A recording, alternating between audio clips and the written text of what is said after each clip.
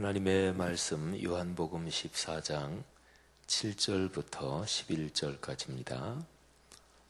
요한복음 14장 7절부터 11절까지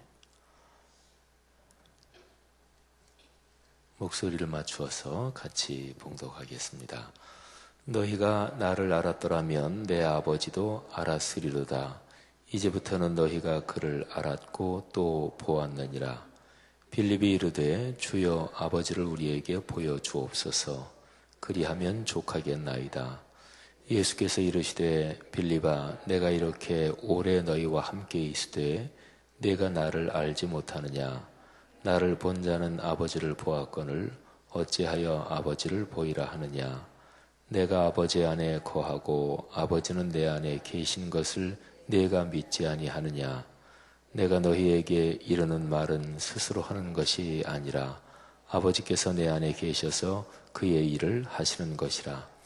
내가 아버지 안에 거하고 아버지께서 내 안에 계심을 믿으라. 그렇지 못하겠거든 행하는 그 일로 말미암아 나를 믿으라. 아멘.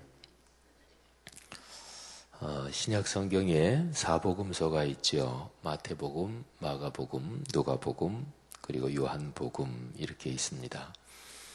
사복음서는 전체가 다 예수님의 생애를 기록한 책입니다. 그런데 사복음서마다 관점이 다르고 그래서 예수님의 생애에 대한 다양한 각도의 그런 멋진 그림을 우리가 볼 수가 있는 거죠. 마태, 마가, 누가 이 앞에 있는 세 가지는 서로가 비슷한 점이 많습니다. 그 마가복음이 제일 먼저 쓰였는데, 근데 그 마가복음이 마태복음 그리고 누가복음에 거의 다 들어가 있을 정도로 그래서 세 개 복음서는 같은 시각에서 본다. 그래서 한 가지 공자 그리고 볼 관자를 써서 공관복음서 이렇게 얘기를 합니다. 근데 요한복음은 참 독특해요. 그래서 이 공관복음서에 전혀 기록이 되지 않은 그런 내용도 요한복음에는 나오기도 하고요. 그리고 전체적으로 예수 그리스도의 생애를 보는 관점이 아주 독특합니다. 근데 요한복음서에서 예수 그리스도 그분의 생애를 기록하는 제일 커다란 특징이 있습니다. 그는 사실은 요한복음 1장에 이미 나옵니다. 그러니까 1장부터 이미 나오고요. 그리고 요한복음 쭉 기록이 진행되면서 거듭거듭 반복해서 나옵니다. 1장에 나오는 내용 중에서 그 핵심적인 내용이 1장 1절 또 14절 또 18절 이렇게 세 절을 이렇게 연결해서 보면 핵심 내용을 알 수 있습니다. 1장 1절은 태초에 말씀이 계셨다. 그리고 이 말씀이 하나님과 함께 계셨고 그 말씀이 하나님이셨다. 이런 게 이제 1장 1절 2절 이 초반에 기록이 되어 있죠. 말씀이라고 얘기하는 게 참 독특하죠. 그죠? 태초에 말씀이 계셨다. 근데 14절에 보면 그 말씀이 육신이 되셨다. 사람 몸을 입으셨다. 14절에 그렇게 기록이 되어 있죠. 그래서 우리가 그의 영광을 보니까 아버지의 독생자의 영광이었다. 은혜와 진리가 충만하더라. 그리고 이제 18절 말씀에 원래 사람이 하나님을 본 적이 없다. 근데 아버지의 품속에 있는 독생하신 하나님이 나타내셨다. 하나님을 본 사람은 없어요. 근데 예수 그리스도 그분이 하나님 아버지를 나타내 주셨다. 이런 것입니다. 구약 성경에서 하나님과 제일 가까웠던 사람이 누구일까요? 여러 각도에서 얘기할 수 있을 거예요. 제일 처음 사람 아담과 하와도 얘기할 수 있겠죠. 그때는 하나님이 거의 직접적으로 같이 계셨다. 이렇게도 표현할 수 있으니까요. 그 다음에 에녹이라는 사람은 하나님과 동행한 사람으로 유명하지요. 그래서 죽음을 보지 않고 하나님이 하늘로 데려가셨습니다. 굉장히 가까운 사람이라고 얘기할 수 있겠지요. 또 누가 있을까요? 뭐 이런저런 사람이 아마 떠오를 것입니다.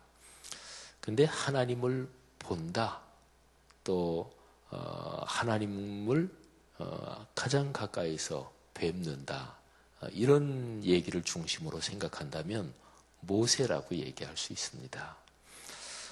특별히 하나님은 모세를 친구라고 그렇게까지 표현했습니다. 신약 성경에는 이제 그 얘기가 예수께서 우리에게 주신 가장 큰 선물이 그 얘기이기도 한데요.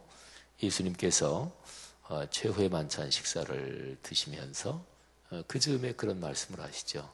내가 이제부터는 너희를 친구라고 그러겠다, 이 말씀을 하십니다. 근데 이제 구약에서는 그런 거는 없어요. 그러니까 하나님은 구약의 전체적인 좀 일반적인 그림을 보면 뭐 두려운 하나님, 전지전능하신 하나님, 또 지존하신 하나님, 뭐 이런 분위기가 구약에는 아무래도 더 많습니다. 근데 구약에서 독특하게 하나님이 모세에게 친구라 이렇게까지 말씀하셨어요.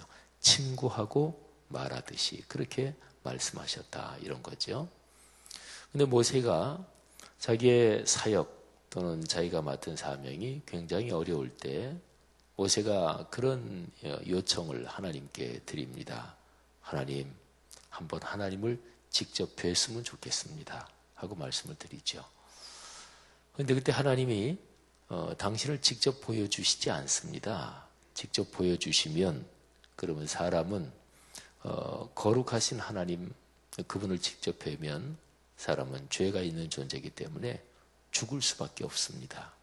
그래서 하나님이 모세에게 너 바위 틈에 있어라 이렇게 하시고서 하나님이 지나가시죠. 지나가실 때 하나님의 손으로 모세를 덮으십니다. 그래서 하나님을 정면으로 못 보게 해요. 그리고 나서 이제 지나가시고 나서 이제 손을 치우시는데, 그래서 모세가 하나님의 뒷모습만 봅니다.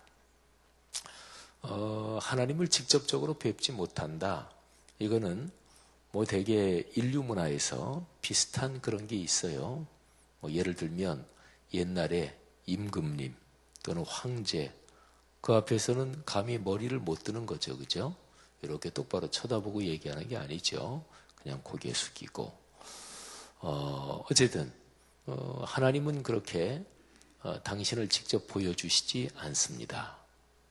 그렇게 친했던, 그렇게 가까웠던 모세조차도 하나님을 한 번도 직접 배우지 못한 거죠.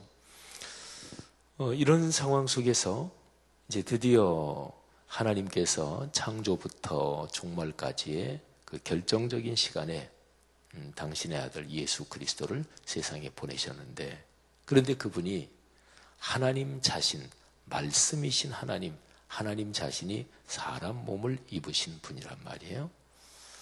삼위일체 하나님, 그 표현으로 얘기하면 이제 구약의 전능하신 하나님은 성부 하나님, 그리고 예수 그리스도는 성자 하나님, 이렇게 되시는 거죠. 그 성자 하나님이 바로 성부 하나님을 보여주신 거예요. 드디어 하나님이 당신 자신을 보여주시는데, 그런데 영이신 하나님 그대로, 또 전지전능하신 하나님 그대로 이렇게 보여주시지는 않고요. 우리 사람이 가장 이해하기 쉬운 그런 모습으로 당신을 보여주십니다. 그래서 사람 몸을 입으신 거죠. 이게 이제 요한복음이 전하는 아주 핵심 메시지인데, 근데 이 얘기를 마태복음, 마가복음, 누가복음도 다 해요.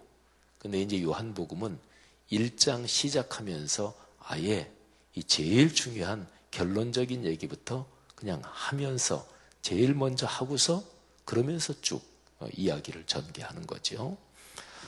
하나님이 사람 몸을 입으셨다.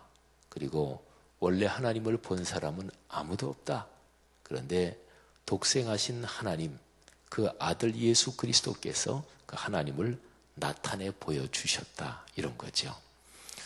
여러분, 오늘 여러분과 제가 같이 읽은 이 말씀도 역시 이제 그런 주제를 다루고 있습니다. 그리고 이 주제가 요한복음 전체에 마치 음악으로 말하면 주선율이 있죠. 또 어떤 글이나 또는 뭐 이런 걸 보면 주제가 있죠. 그죠? 후렴구처럼 반복되는 이게 이제 그런 것입니다.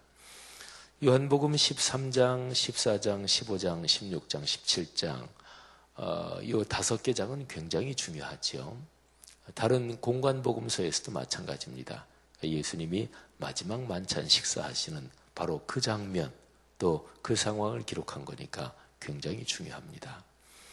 바로 그 최후의 만찬 식사 자리 거기에서 예수님과 제자들이 대화를 하는 거죠. 그러면서 예수님이 7절에 이렇게 말씀하십니다. 너희가 나를 알았더라면 내 아버지도 알았을 것이다. 근데 이제부터 너희가 그를 알았고 또 보았느니라. 이제부터는 너희가 내 아버지를 알았고 그리고 보았다. 이렇게까지 말씀하십니다. 1장 18절하고 이게 아주 직결되죠. 14장 7절은 본래 하나님을 본 사람이 없다.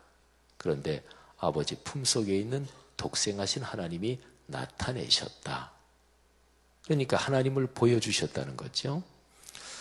근데 이제 제자들이 이 말씀을 깨닫지를 못하는 거죠. 그래서 빌립이 이게 이해가 안 가니까 예수님께 주님께 말씀을 드립니다. 주여 아버지를 우리에게 보여주십시오. 그러면 우리가 좀 지금 불안하고 또 걱정스럽고 뭐 그런데 이런 마음이 좀 진정이 되고 또 만족하겠습니다. 제자들은 예수님이 제자들을 떠나신다 이 얘기를 듣고 이게 도대체 구체적으로 무슨 말씀인가 100% 이해하지는 못했을 거예요.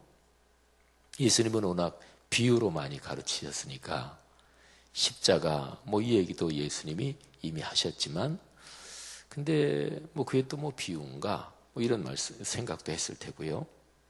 또 십자가를 직설법으로 글자 그대로 들었다면 굉장히 큰 두려움이 있었을 테고요. 어쨌든 제자들은 지금 전반적으로 불안한 상황이고 그리고 스승이신 예수님이 자신들을 떠나신다. 이거는 분명히 지금 전체적으로 느끼고 있는데 도대체 일이 어떻게 진행이 될지 그거는 감을 잡을 수 없었습니다. 그래서 불안했고 두려웠고 지금 상황이 그래요. 그러니까 불안하고 두렵고 이게 불확실하고 불투명하고 이럴 때 제일 확실한 방법이 뭘까요? 내 눈으로 보는 거죠. 그죠? 눈으로 확인하면 제일 확실하잖아요. 그러니까 빌립이 보여주십시오 하는 것은 이런 불안하고 불투명한 상황하고 연관이 되어 있습니다. 사람은 누구나 마찬가지입니다. 기도하실 때 그러지 않나요? 여러분들은 어떤 어려운 문제에 대해 놓고 기도할 때 하나님의 뜻을 보여주십시오. 음성으로 들려주시든지 꿈으로 보여주시든지 어떤 생활 중에 확실한 사건으로 분명하게 사인을 주시든지 저도 지금까지 신앙생활 해오면서 그런 기도 많이 드렸고 그랬죠. 그거는 우리 그리스도인이 하나님 앞에 드릴 수 있는 좋은 기도이기도 합니다. 빌립이 여기서 보여주십시오 한 거는 빌립 혼자만의 심정은 아니었을 것입니다. 제자들이 다 그랬을 거예요. 그런데 예수님이 빌립 얘기를 듣고서 이렇게 말씀하십니다. 내가 이렇게 오래 너희와 함께 있었는데 내가 나를 알지 못하느냐? 오히려 반문을 하시면서 나를 본 자는 아버지를 봤다. 어찌하여 아버지를 보여달라고 하느냐? 예수님을 본 거는 아버지를 본 거나 다름이 없습니다. 우리 삶에 그런 게 많아요. 예를 들어서 어떤 사람이 뭐 대통령 특사로 외국에 갔다. 그리고 대통령의 신임장을 가지고 간다. 그러면 그 사람이 온 게 대통령 온 거하고 똑같은 거예요. 뭐 계약을 어떤 회사에서 계약을 한다. 근데 뭐 예를 들어서 큰 회사 그래서 몇백억짜리 계약을 한다. 근데 이 회사 사장이 가지 않고 이 회사 뭐 전무가 갔다. 또는 이사 중에 한 사람이 갔다. 그런데 회사 직인을 가지고 갔습니다. 그러면 저쪽 사람하고 계약을 할 때 사장이 안 왔지만 회사 직인을 가지고 왔으니까 사장이 온 거하고 똑같은 거죠. 예수 그리스도는 하나님을 보여주시는 분입니다. 그러면서 이어지는 말씀은 있다 그런 거예요. 10절 11절에 보면 내가 아버지 안에 거하고 아버지는 내 안에 계시다. 왜 이거를 믿지 않느냐. 또 11절에 내가 아버지 안에 거하고 아버지께서 내 안에 계시다는 것을 믿어라. 그렇지 못하겠거든 행하는 그 일로 말미암아 나를 믿어라 하는 것입니다. 이 전체적으로 7절부터 11절 보면 빌립이 요청한 게 뭐냐면 보여주십시오. 좀 눈으로 보고 손으로 만지고 해야 지금 우리가 좀 안심이 되겠습니다. 보여주십시오. 우리 사람이 그렇죠. 근데 예수님의 대답은 이것입니다. 왜 안 믿느냐? 믿어라. 믿어야 산다. 이런 거죠. 보여달라 그랬는데 예수님의 대답은 믿어야 된다. 그러니까 믿지 않으면 그러면 보여줘도 안 보입니다. 예수님이 하나님을 보여주시는 분이니까 사실은 이미 보여준 거다. 예수님의 대답은 그거예요. 근데 또 보여달라 그러는 거예요. 아니 보여줬는데 지금 눈앞에 있는데 문제는 뭐냐면 안 보여주신 게 아니고 내 믿음이 없는 거죠. 믿음은 눈과도 같은 역할을 해요. 그래서 믿음이 있는 사람은 믿음이 없는 사람은 못 보는데 믿음이 있는 사람은 봐요. 믿음은 눈입니다. 그러니까 예수님이 그렇게 말씀하신 거죠. 보여달라고 이미 보여줬는데 그래서 예수님은 제자들한테 보여줬는데 뭘 또 보여달라 그러느냐? 이렇게 입씨름하지 않고 예수님은 정확하게 왜 제자들이 보여줬는데도 또 보여달라 그러느냐? 그 문제가 뭔지 그거를 정확하게 딱 지적하시는 거예요. 너희가 믿음이 없구나. 그래서 보여줬는데도 못 보고 있구나. 이렇게 말씀하시는 거지요. 자, 그러면 오늘 말씀에서 가장 중요한 거 한 가지만 말씀드리면 예수 그리스도 그분을 믿는 제일 중요한 것은 무엇일까요? 오늘 여기 말씀에 10절 말씀을 보세요. 10절을 보면 중간에 이렇게 주께서 말씀하시죠. 내가 너희에게 이르는 말은 여기에 말이라는 표현이 나오죠. 그냥 우리가 보통 하는 말씀 이런 거예요. 내가 너희에게 이르는 말씀은 이런 거예요. 그거는 내 스스로 하는 것이 아니다. 아버지께서 내 안에 계셔서 그의 일을 하시는 것이다. 이 표현이 아주 중요합니다. 어떻게 예수 그리스도를 믿을까요? 그분이 하시는 말씀, 그 말씀의 마음을 열어야 돼요. 말씀을 믿어야 돼요. 요즘 그 뉴스 보니까 그 불교계에서 아주 큰 이슈가 터졌더라고요. 그 외국, 미국 사람 그 승려가 있어요. 현각 스님이라고. 하버드대까지 나오고 뭐 이런 하버드에서 뭐 철학도 전공하고 이런 사람인데 이제 우리나라 그 세상을 떠난 그 스님인데 숭산 스님 그 사람의 제자가 돼서 이제 승려가 됐고 그런 거예요. 우리 한국에 25년 살았고 또 언론에도 종종 많이 나왔죠. 근데 그 현각 스님 그 사람이 이제 한국 떠나겠다. 한국 불교는 기복적인 종교로 타락했다. 그리고 한국 불교는 유교적인 위계 질서가 너무나 심하다. 그래서 진리를 깨닫는데 방해가 된다. 그런 얘기를 해가지고 한국 불교계가 발칵 뒤집혔다. 이 정도는 뭐 그쪽 집안 사정은 제가 모르겠지만 근데 아주 그게 큰 이슈가 돼 있어요. 근데 저는 그걸 가만히 보면서 모든 종교는 사람의 욕심으로 이렇게 연관돼 가지고 비슷한 현상이 많이 있어요. 그래서 우리 기독교는 안 그런가? 기독교는 안 그런가? 뭐 한국 불교가 우리 한국의 미신하고 이게 짬뽕이 되고 막 섞였다. 그거는 다 상식입니다. 불교는 그런 미신적인 요소를 빼면 아주 철학적인 요소만 남는다 그러죠. 그래서 지금 연세가 거의 100세가 다 되신 연세대 김형석 교수님 그분의 책을 읽어봐도 그분은 또 철학자시니까 근데 그분도 불교는 한국 불교가 미신하고 많이 섞였는데 그런 거 이렇게 다 빼면 불교는 사실은 순수한 철학이다. 이렇게도 하는 거를 얼마 전에 읽었는데요. 근데 우리 기독교는 안 그런가? 제가 보기에 또 많은 학자들이 지적하고 있지만 우리 기독교도 기복 종교에 많이 이게 혼합되어 있습니다. 그러니까 성경 말씀 예수 그리스도를 진심으로 믿는 게 아니라 그냥 나 인생살이 힘드니까 위로받고 그거는 괜찮아요. 근데 계속 오래 신앙생활 하면서도 늘 이기적인 기복신앙에만 물들어 있는 거죠. 이 기복신앙을 근본적으로 극복하는 게 뭐냐? 그게 바로 말씀으로 돌아가는 거예요.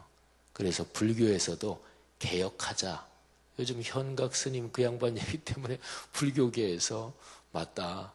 불교계에도 평신도들 이런 불교를 바로 세워야 된다. 이런 모임이 있나 봐요. 거기에 회장이 서울대학교 교수 어떤 분인 모양인데 그분은 현각 스님 그 얘기에 대해서 맞다. 우리 한국 불교 이렇게 참 타락했다. 우리가 그 얘기에 귀를 기울여야 된다. 이렇게도 얘기하고. 근데 어쨌든 우리 기독교도 신앙생활을 오래 했는데도 기독교의 본래 신앙을 깨닫지 못하는 거예요. 기독교의 본래 신앙이 뭐예요?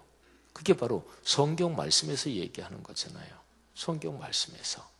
그러니까 이 말씀에 귀를 기울여야 돼요. 말씀을 차분히 읽어야 돼요.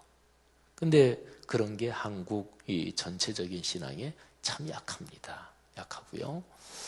그저 축복을 얘기하고 그저 병 고침 받고 나 돈 잘 벌고 우리 애들 결혼 잘하고 취업 잘하고 그냥 이게 너무나 큰 거예요. 그거는 그 나쁜 거는 아니에요. 사람이 그게 안 큰 사람이 어디 있겠어요. 그죠? 근데 성경 말씀을 제대로 귀를 기울이면 바로 그런 사항에 하나님이 진짜로 축복을 주신다.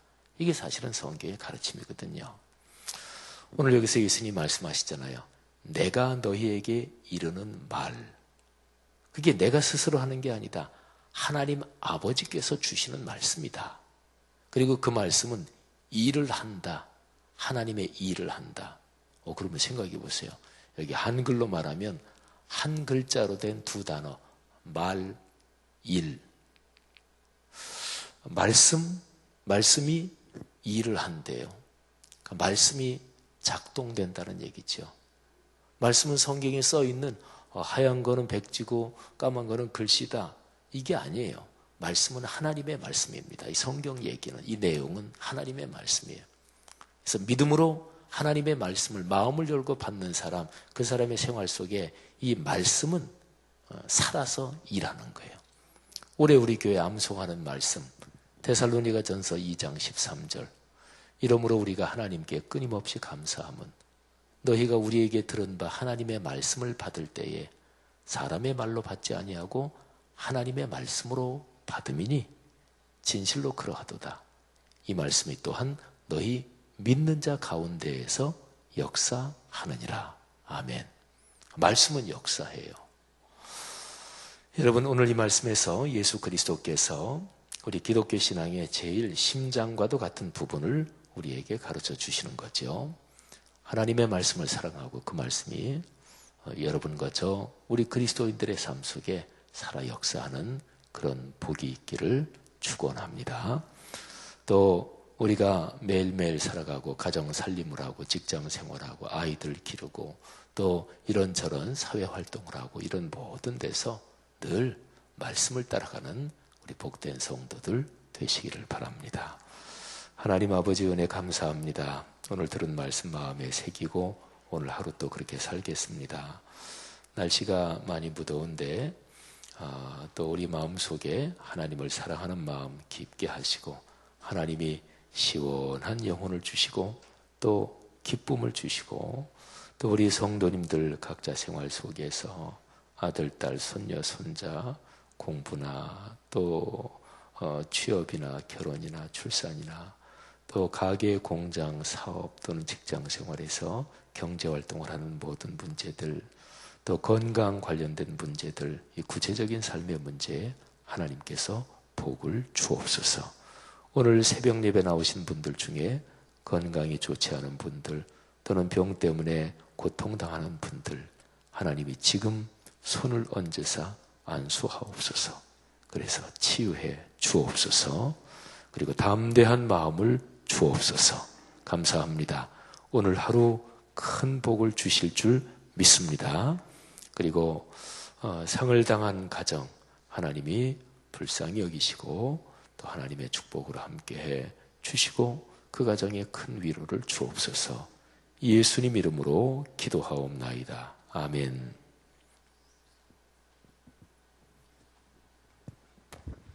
귀한 말씀 감사드립니다. 우리 공동기도문 교육입니다. 10년, 20년, 아니 주님 재림하실 때까지 내다보며 다음 세대를 사랑으로 품고 세워가게 하옵소서.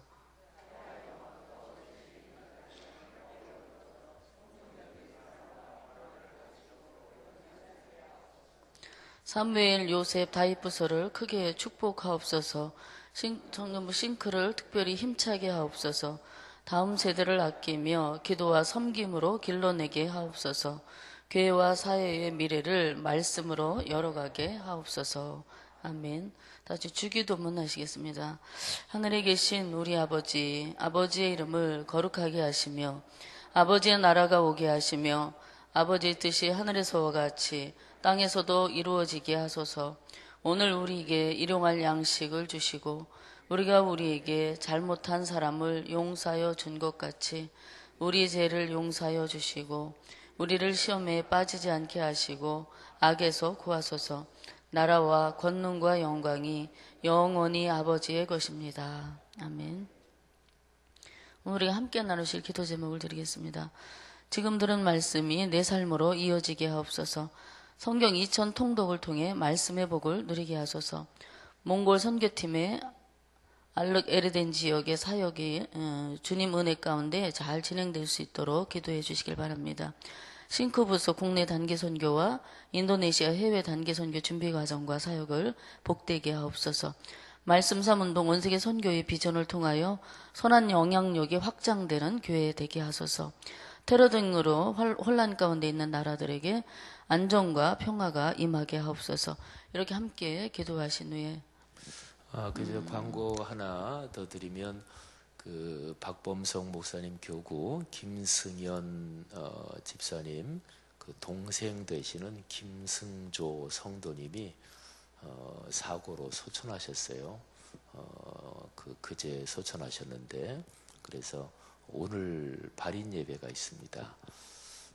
근데 뭐 사고로 안타깝게 사고를 당해서 소천하셨는데 그 아이가 중학생 하나, 초등학생 하나, 둘이다 그래요.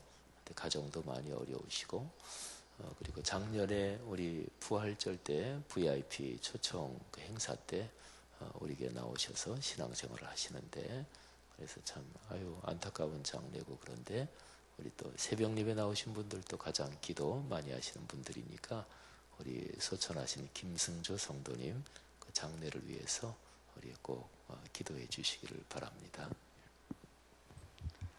우리 함께 기도 제목을 가지고 기도하신 후에 자유롭게 삶의 자리로 돌아가시도록 하겠습니다. 하나님 아버지 감사합니다.